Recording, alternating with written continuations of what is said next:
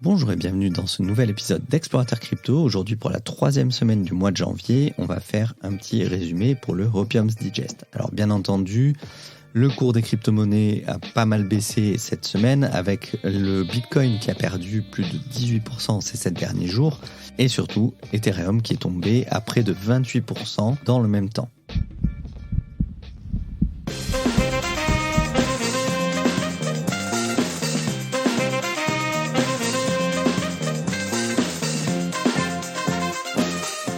Exploratrice, explorateur, bonjour. Je suis Stéphane, crypto-enthousiaste depuis 2016 et véritablement explorateur dans les blockchains depuis 2019. La blockchain est un univers à part entière et vous entendrez même très bientôt parler de métaverses qui seront des univers virtuels basés sur différentes technologies blockchain. De par ce gigantisme, j'ai décidé de partager avec vous chaque parcelle de la blockchain et des crypto-monnaies que je découvre. En écoutant ce podcast, vous faites désormais partie de la famille des explorateurs crypto. Alors comme d'habitude, on est sur un ratio à peu près d'1 pour 2 entre le Bitcoin et les altcoins puisque la plupart des altcoins sont au-dessus de entre 20 et 35% de pertes. Notamment le Polkadot qui a perdu 35% de sa valeur en une semaine. Avax d'Avalanche à 33,82% au moment où j'enregistre cette émission. Chainlink est tombé à $15 avec moins 39%.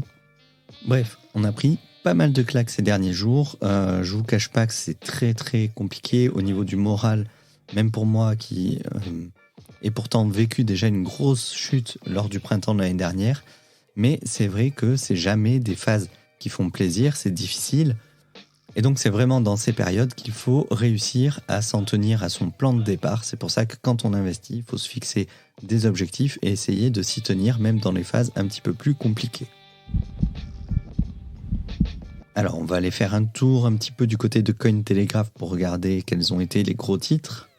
En début de semaine, on a vu qu'un Indonésien de 22 ans a gagné $1 million en vendant ses NFT, des NFT de selfie sur OpenSea. C'est un étudiant qui s'était pris en photo tous les matins devant son ordi, un petit peu pour suivre l'évolution pendant ses études. Et il a décidé de mettre 1 millier de ses selfies en vente sur la plateforme de NFT OpenSea. Et en fait, contre toute attente, ça a vraiment marché. C'est-à-dire qu'au départ, il avait mis chaque NFT à $3. Et sauf qu'il ne pensait pas qu'il y aurait certaines baleines qui auraient vraiment investi dans ces NFT. Et du coup, on a eu un cours qui a vraiment explosé sur cette collection de NFT, avec un total de vente qui est monté à $1 million en quelques jours. La grosse news de la semaine, ça a été Microsoft, qui fait un gros pas en avant dans l'investissement pour le métaverse, en rachetant Activision pour $69 milliards. C'est énorme. Activision Blizzard, c'est vraiment un gros éditeur de jeux vidéo, puisqu'ils sont à l'origine des séries iconiques comme Call of Duty, Overwatch, World of Warcraft. Voilà, vraiment de très très grands jeux, massivement multijoueurs, qui auraient absolument tout à gagner à se mettre au NFT et au métaverse. Et donc, Microsoft a fait ce pas en avant. C'est la CEO Satya Nadella qui a expliqué que le jeu vidéo, c'est la catégorie de divertissement qui est la plus dynamique et la plus excitante de toutes les plateformes combinées et qu'il jouera un rôle absolument crucial dans le développement des plateformes de métaverse. On a Pascal Gauthier, le CEO de Ledger, qui a annoncé que le nombre d'adresses avec un petit montant de Bitcoin est actuellement en train de grandir massivement comparé au nombre de whales. Ce qui veut dire qu'il y a une trend en fait des particuliers qui investissent de plus en plus, qui prennent de plus en plus confiance dans le Bitcoin et on peut vraiment statuer que les gens comme vous et moi seront vraiment à l'origine des prochains grands mouvements du prix du Bitcoin. Je remonte un petit peu le fil d'actu de la semaine sur Cointelegraph. Il y a eu beaucoup de news. C'est assez compliqué de choisir pour vous les plus intéressantes. C'est ce que je vous disais auparavant, c'est que c'est vrai qu'avec un boulot à temps plein, c'est extrêmement difficile de pouvoir suivre toute l'actualité. Même quand on est dédié à 100% en crypto, c'est vraiment... il faudrait passer sa journée derrière l'écran à lire les articles en continu. L'année dernière, aux États-Unis, les offres d'emploi avec les termes Bitcoin, Ethereum, blockchain et crypto-monnaie sur LinkedIn ont explosé de 395%. À titre de comparaison, l'industrie de la technologie a eu une augmentation, une croissance de ses offres d'emploi de 98% dans le même temps. Et c'est vrai qu'on voit de plus en plus de demandes pour des développeurs blockchain, pour de nouveaux projets qui veulent se lancer dans la blockchain. Bien entendu, avec le bull run qu'on a vécu sur 2020-2021, forcément, ça a incité les entreprises à se lancer et à suivre le mouvement. Mike Tyson, l'ancien boxeur, a annoncé qu'il ne détenait que du Solana. Il a même déclaré en ces mots « All in on Solana ». Il détient également pas mal de NFT issus de la blockchain Solana sur son portefeuille et il a d'ailleurs tweeté à ce sujet en demandant « Do you think Sol is coming to OpenSea ?» à savoir, est-ce que vous pensez que Solana va arriver sur OpenSea ?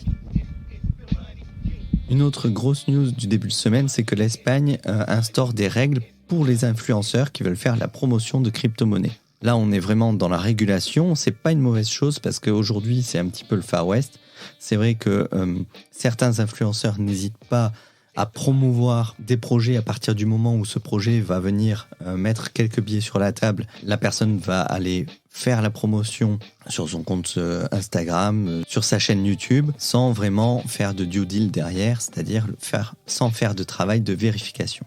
Je ne vais pas en parler de ces personnes-là, mais par contre, il faut parler de ce qui est positif.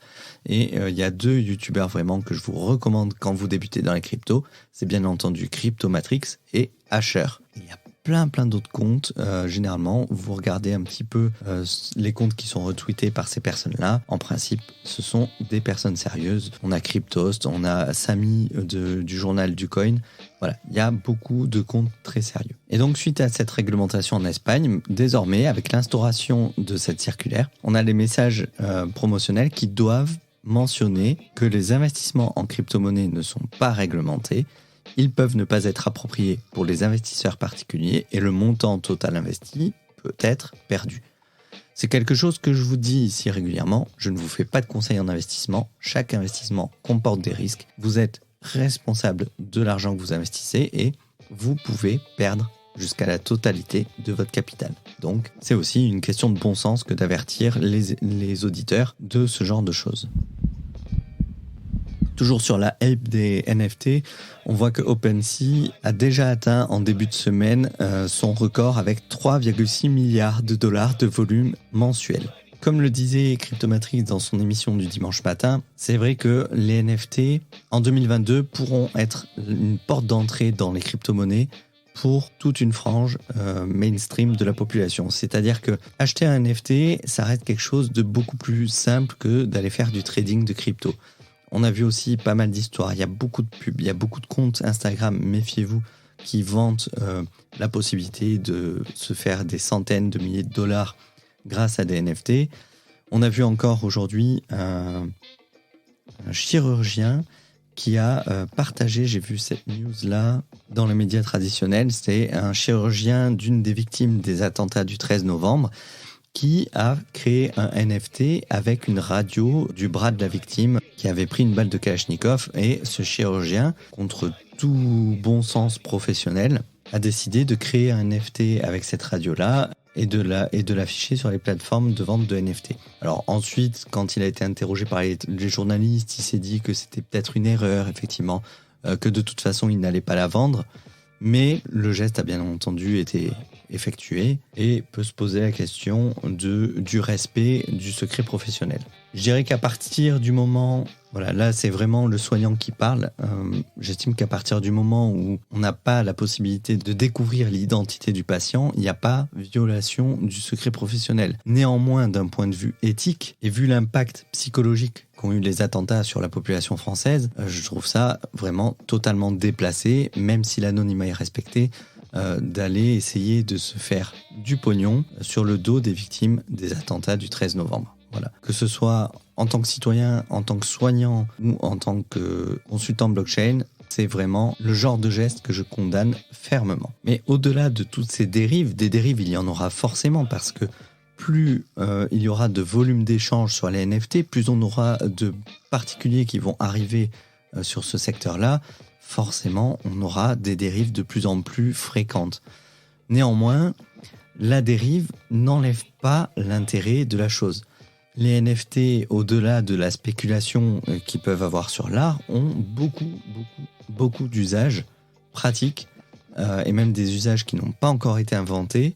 Et je pense vraiment que c'est une technologie qu'il faut absolument développer. Il ne faut pas essayer de réguler à outrance et de mettre des bâtons dans les roues de cette technologie qui pourrait réellement apporter beaucoup à la société. Et d'un point de vue purement crypto-investisseur, effectivement, c'est une bonne chose parce que le fait que de plus en plus de particuliers aient envie d'investir dans les NFT, forcément, ça va faire un appel de liquidité sur le marché des crypto-monnaies et ça ne peut que tirer les prix vers le haut. Là, on est vraiment purement dans le spéculatif. Néanmoins, je pense que plus il y aura de gens qui viendront spéculer sur le marché des cryptos, plus on en parlera, moins on entendra de bêtises, comme on en entend beaucoup aujourd'hui dans les médias.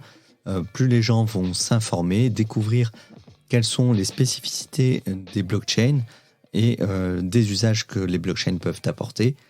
Et les gens pourront découvrir par eux-mêmes que ça fait 13 ans que les médias racontent absolument tout et n'importe quoi sur le Bitcoin et qu'au final, on essayait juste de les tenir éloignés d'une technologie qui peut apporter beaucoup de liberté et qui peut complètement disrupter le marché financier traditionnel, le marché des assurances et d'autres choses dont j'ai déjà parlé et dont je parlerai encore beaucoup. Toujours sur les NFT, c'est quelque chose dont je parle beaucoup, les NFT, mais je pense que je vais en parler vraiment de plus en plus parce que aussi c'est quelque chose qui me passionne. D'ailleurs, cette semaine, je recevrai un ami photographe qui nous parlera de sa plateforme nftphotographers.xyz qu'il a créée, une plateforme entièrement dédiée aux photographes. Et donc, toujours sur ces NFT, le studio de jeux NFT Animoca Brands a clôturé une levée de fonds de 359 millions de dollars. La société monte ainsi son capital à 5 milliards de dollars et va renforcer ainsi sa présence sur les secteurs des NFT, du crypto gaming et du métaverse. Toujours sur les levées de fonds, on a la plateforme française CoinHouse qui a annoncé avoir réussi à lever 15 millions d'euros pour son développement. Ils ont annoncé dans un tweet que l'ambition de CoinHouse, c'est de devenir la première crypto-banque européenne. Deux pays, deux visions différentes. Bien encore une fois, on a la Russie qui, via sa banque centrale, envisage l'interdiction totale des crypto-monnaies. Alors c'est une recommandation d'un rapport de la banque centrale, mais le gouvernement russe pourrait s'y opposer. On a notamment le mining du Bitcoin qui consomme beaucoup d'énergie, qui pèse sur cette décision dans le rapport, puisque la Russie rassemble 11% du hash rate mondial en août dernier, un petit peu comme le Kazakhstan. Il me semble que c'était plus ou moins dans ces taux-là. Et d'après Bloomberg, la Banque centrale en fait, pourrait rencontrer une opposition, puisqu'on a Vladimir Gutenev, qui est responsable du comité de l'industrie, qui estime, lui, au contraire, que la Russie a vraiment une carte à jouer avec le mining, puisqu'ils ont des avantages non négligeables comparés aux autres pays, et il faudrait plutôt tirer profit de ces avantages. Et c'est justement toujours ce que fait le Salvador, donc je vous disais, deux pays, deux poids, deux mesures.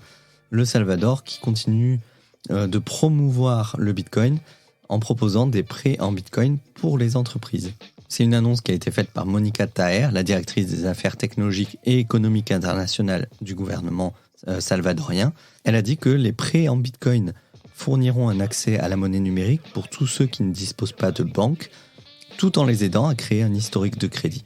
L'économie du Salvador sera consolidée en aidant ces petites entreprises. On avait également, il y a 1 ou 2 semaines, le Salvador qui avait annoncé développer ses fermes de minage de Bitcoin au niveau de ses volcans. En fait, le Salvador, tout comme les îles Tonga, veut utiliser l'énergie volcanique, l'énergie géothermique, pour pouvoir miner du Bitcoin, du coup sans surcoût électrique. Donc là encore, une preuve de plus que oui, le Bitcoin consomme beaucoup d'énergie, mais aujourd'hui, plus de la moitié de l'énergie utilisée pour miner du Bitcoin, ça reste de l'énergie renouvelable.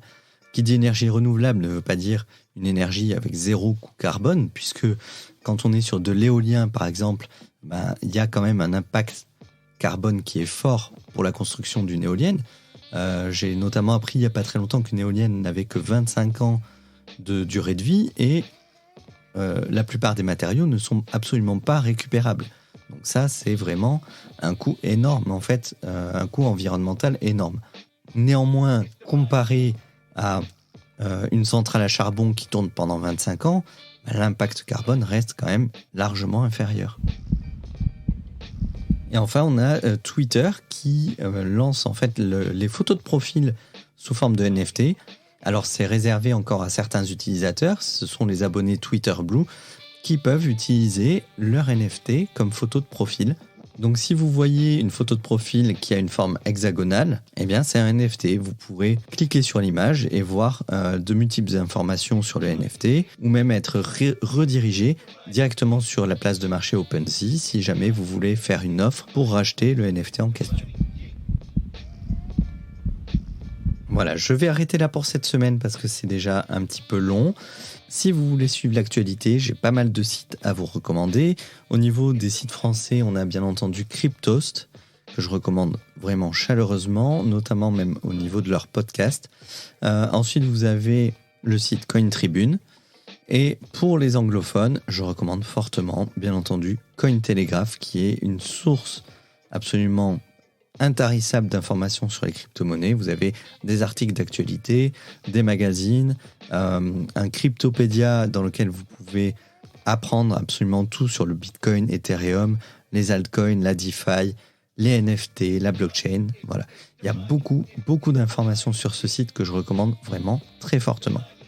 Si vous n'avez pas le temps de lire toutes ces news, vous pouvez bien entendu suivre un résumé de l'actualité sur ce podcast dans mon épisode hebdomadaire, le Hopium's Digest. Et si vous souhaitez investir dans les cryptos ou dans les NFT ou créer votre collection de NFT, si vous avez vraiment besoin de conseils personnalisés, d'approfondir vos connaissances, alors vous pouvez me contacter. Je propose à la fois des formations en B2B pour les entreprises qui souhaitent développer leurs connaissances vis-à-vis de la blockchain, peut-être pour apporter une expertise auprès de leurs clients. Mais j'ai également des offres de coaching pour les particuliers. Et là, vous pouvez réserver directement, je vous mettrai un lien dans la description, vous pouvez réserver un premier appel qui est gratuit, qui dure une demi-heure, dans lequel on va discuter ensemble de vos objectifs et faire le point un petit peu sur votre niveau et pour voir ce qu'on peut faire pour ensemble vous faire avancer un petit peu plus vite et vous faire gagner du temps sur votre temps de recherche d'informations sur ce domaine de la crypto-monnaie et de la blockchain qui reste absolument très vaste et qui grandit de plus en plus. J'espère que cet épisode vous a plu. N'hésitez pas à le partager et à laisser un commentaire ou un avis sur la plateforme d'écoute que vous suivez.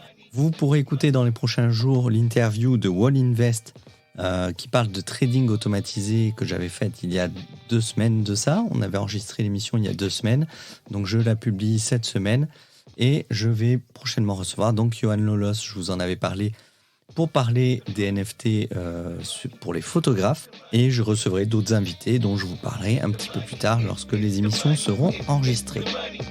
Je vous dis à très bientôt sur Explorateur Crypto, passez une bonne fin de journée. Au revoir.